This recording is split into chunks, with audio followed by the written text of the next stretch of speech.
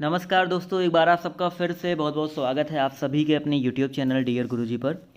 दोस्तों, जैसा कि आप सभी को पता है कि बीएड में 50 क्वेश्चन सारे जो स्ट्रीम हैं, चाहे आर्ट वाले हों, चाहे साइंस वाले हों, चाहे कॉमर्स वाले हों, सबके लिए अलग अलग 50 क्वेश्चन जो हैं आते हैं। 150 क्वेश्चन कॉमन रहते हैं। तो जो अलग से 50 क्वेश्चन आते हैं उनके लिए मैं कलर वर्क के लिए भी जो वीडियोज़ हैं डालता रहता हूँ। और कॉमर्स वालों के लिए बस यही कहना चाहूँगा और साइंस वालों के लिए बस यही कहना चाहूँगा कि अभी वीडियोज़ तो नहीं आ रहे हैं, बट मैंने ऑलरेडी आप सभी को बोला है कि जो पीडीएफ है साइंस वाला मैं प्रोवाइड करवा दूंगा। और कॉमर्स के लिए मैंने ऑलरेडी आप सभी को बता रखा है कौन सी बुक से आपको पढ़ना है। अगर जिसको नहीं पता कॉमर्स के लिए तो मैंने बता रखा है कि भाई उपकार की बुक है या आप प्रतियोगिता साहित्य की बुक ले सकते हो। इसके अलावा प्रैक्टिस सेट यूथ की है, आप उसको पढ़ सकते हो। बहुत ज़्यादा मेहनत नहीं करनी इन 50 क्वेश्चन के लिए। आप 2-4 प्रैक्टिस सेट करके चले जाइए, आपको एक आइडिया लग जाएगा किस तरह से क्वेश्चन आता है। अगर आपने अच्छे से ग्रेजुएशन अपनी कर रखी है तो आप लोग कर ही ले जाओगे, चाहे साइंस वाले हो चाहे आप लोग आर्ट साइड वाले हो। तो चलिए स्टार्ट करते हैं आज की इस क्लास को। तो आज यहाँ पर मैं दर्शन शास्त्र से जो है 25 क्वेश्चन लेकर के आया हूँ। बहुत ही ज़्यादा इंपॉर्टेंट है, वीडियो को अंत तक देखिएगा और जितने भी क्वेश्चंस हैं आपके लिए इंपॉर्टेंट है। और इसका पीडीएफ जो है आप लोग जरूर डाउनलोड कीजिएगा। तो पीडीएफ आपको दोस्तों आपको हमारे टेलीग्राम ग्रुप पर मिल जाएगा, आपको हमारी वेबसाइट पर मिल जाएगा। वेबसाइट हमारी pdfguruji.in, यहाँ पर आपको पीडीएफ मिल जाएगा। इसके अलावा अगर आपके कोई भी डाउट हैं, कुछ भी सवाल आप डायरेक्टली उससे पूछना चाहते हैं तो आप लोग हमसे हमारे इंस्टाग्राम अकाउंट पर आकर के पूछ सकते हैं @dear guruji। यहाँ पर आपके जो भी सवाल है, जो भी डाउट है, आप सीधे मैसेज कर सकते हैं। तो चलिए स्टार्ट करते हैं क्लास को। तो यहाँ पर पहला क्वेश्चन ध्यान से देखिएगा।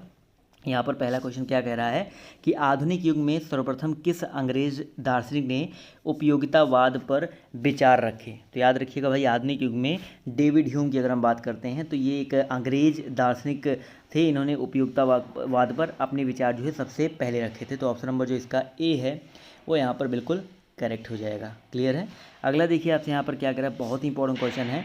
रेने डेकार्ट के बुद्धिवाद को किस नाम से जाना जाता है। क्वेश्चन क्या कह रहा है भाई, रेने डेकार्ट के बुद्धिवाद को किस नाम से जाना जाता है। तो याद रखिएगा इसका जो करेक्ट आंसर है आपका क्या हो जाएगा, ऑप्शन नंबर डी हो जाएगा, दार्शनिक बुद्धिवाद। तो ऑप्शन नंबर जो इसका डी है वो यहाँ पर बिल्कुल करेक्ट हो जाएगा। अगर आप सभी को चाहिए इसका बिल्कुल थ्योरी के साथ पीडीएफ तो आप लोग हमसे जुड़े रहिए, टेलीग्राम से जुड़े रहिए।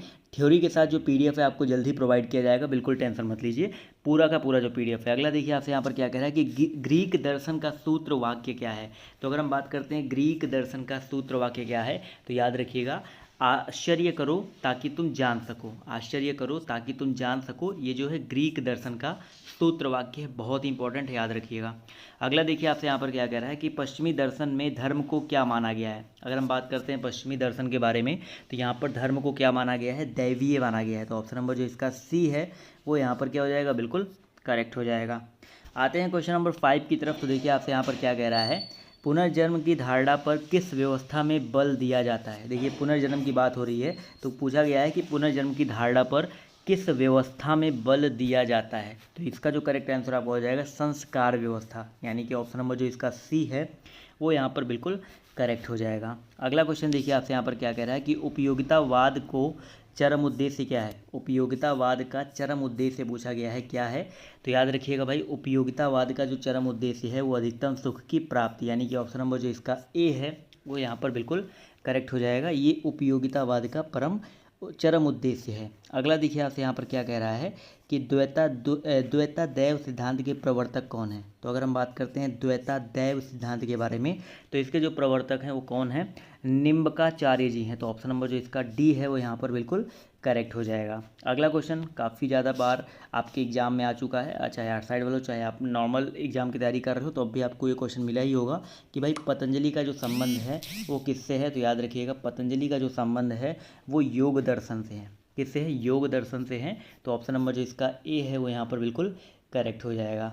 अगला ध्यान से देखिए यहाँ पर क्या कह रहा है, क्वेश्चन नंबर 9 नंबर क्वेश्चन कह रहा है कि जैन धर्म का सबसे महत्वपूर्ण ग्रंथ जो है कौन सा है। अगर हम बात करते हैं जैन धर्म के बारे में तो जो जैन धर्म का सबसे महत्वपूर्ण ग्रंथ है वो आपका कौन सा है सर, कल्पसूत्र है। कौन सा है, कल्पसूत्र है, यानी कि ऑप्शन नंबर जो इसका बी है वो यहाँ पर बिल्कुल करेक्ट हो जाएगा। इसके अलावा दोस्तों अभी ये वीडियो जो है आप लोग देख रहे होंगे 1:30 बजे के, अगर आसपास इस वीडियो को देख रहे हैं तो 2 बजे दोस्तों आपका हिंदी का एक टेस्ट, स्पेशल टेस्ट है, आपको अनअकैडमी के प्लेटफॉर्म पर देखने मिलेगा, बिल्कुल फ्री टेस्ट है। तो जितने भी लोग उस टेस्ट को देना चाहते हैं नीचे डिस्क्रिप्शन बॉक्स में लिंक दिया गया है क्लास का, वहाँ पर आकर के वीडियो को देख सकते हैं, वहाँ पर आकर के क्लास को ले सकते हैं। ठीक है। अगला देखिए आपसे यहाँ पर क्या कह रहा है कि प्लेटो की अध्ययन पद्धति थी। अगर हम बात करते हैं प्लेटो के बारे में, तो जो प्लेटो की अध्ययन पद्धति थी वो कैसी थी? निगमनात्मक थी। तो ऑप्शन नंबर जो इसका सी है वो यहाँ पर बिल्कुल करेक्ट हो जाएगा। अगला देखिए आपसे यहाँ पर क्या कह रहा है कि अरस्तु सर्वाधिक प्रभावित था। अरस्तु की अगर हम बात करते हैं, सभी को पता है एक बहुत ही महान दार्शनिक थे और ये सर्वाधिक प्रभावित थे कहाँ से? तो याद रखिएगा अरस्तु जो है सर्वाधिक प्रभावित थे द लॉज से। तो ऑप्शन नंबर जो इसका डी है वो यहाँ पर बिल्कुल करेक्ट हो जाएगा। क्लियर है दोस्तों आप सभी को? चलिए आते हैं क्वेश्चन नंबर 12 की तरफ। तो यहाँ पर देखिए ध्यान से क्या कह रहा है, बहुत ही इंपॉर्टेंट क्वेश्चन है। भाट मत के बारे में पूछा जा रहा है कि इसके प्रवर्तक कौन है। तो याद रखिए दोस्तों इसके जो प्रवर्तक हैं वो कुमारिल भट्ट जी हैं। तो ऑप्शन नंबर जो इसका सी है कुमारिल भट्ट यहाँ पर बिल्कुल करेक्ट हो जाएगा। ठीक है दोस्तों, अब देखिए दर्शन शास्त्र से जो क्वेश्चंस हैं आपके बहुत सारे बनते हैं। अब ये पाश्चात्य दर्शन से भी हो सकता है, साम्यवाद आपने पढ़ रखा होगा, बौद्ध दर्शन पढ़ रखा होगा, जैन दर्शन पढ़ रखा होगा। हर तरह के जो दर्शन हैं यहाँ पर आपको देखने को मिलेंगे। आपको अगर अच्छे से पढ़ना है तो आपको एक बार मैं जो PDF है दूंगा, अच्छे से उसको आप पढ़ लीजिएगा। अगर आप लोग थोड़ा सा बोलेंगे, अगर आप लोग थोड़ा सपोर्ट करेंगे तो मैं इसका थ्योरेटिकल जो पार्ट है वो भी पढ़ा सकता हूँ, वो भी बता सकता हूँ थ्योरेटिकल वे में। तो अगर आप लोग पढ़ना चाहते हैं एक एक टॉपिक जो यानी कि दर्शन क्या है, भारतीय दर्शन क्या है, इसके अलावा वैशेषिक दर्शन क्या है, न्याय दर्शन क्या है, योग दर्शन क्या है, अगर आप लोग टॉपिक बाई टॉपिक पढ़ना चाहते हैं तो उसको भी मैं पढ़ा सकता हूँ। बस आप लोग थोड़ा सा सपोर्ट करो, थोड़ा सा बताओ कि आप लोग चाहते हो इस पर वीडियो, ये MCQ से हट करके थोड़ा वीडियो चाहते हो तो आपके लिए वो जो वीडियोज़ हैं आपके लिए लाए जाएंगे। ठीक है, क्योंकि वहाँ पर ये बहुत ही अच्छा टॉपिक है और ये आपके आगे भी काम आने वाले हैं। तो चलिए अगले क्वेश्चन पर आते हैं। देखिए आपसे यहाँ पर क्या कह रहा है कि दर्शन शास्त्र की किस शाखा में नैतिक चेतना का अध्ययन किया जाता है। अगर हम बात करते हैं दर्शन शास्त्र के बारे में तो इसके किस शाखा में नैतिक चेतना का अध्ययन किया जाता है? तो याद रखिएगा दोस्तों नीति शास्त्र में नैतिक चेतना का अध्ययन किया जाता है। अगला देखिए आपसे यहाँ पर क्या कह रहा है, ध्यान से देखिएगा कि पाश्चात्य दर्शन में प्रमाण विज्ञान को सुव्यवस्थित रूप देने का श्रेय जो है किसे जाता है। तो अगर हम बात करते हैं पाश्चात्य दर्शन के बारे में, मैंने बताया ना कि बहुत सारे दर्शन आपको देखने को मिलेंगे। तो इसमें जो है बेसिकली पूछा गया है कि प्रमाण विज्ञान को सुव्यवस्थित रूप देने का श्रेय किसे जाता है। तो लॉक को भी जाता है, कॉन्ट को भी जाता है। तो ऑप्शन नंबर जो इसका डी है ए व बी दोनों करेक्ट हो जाएगा।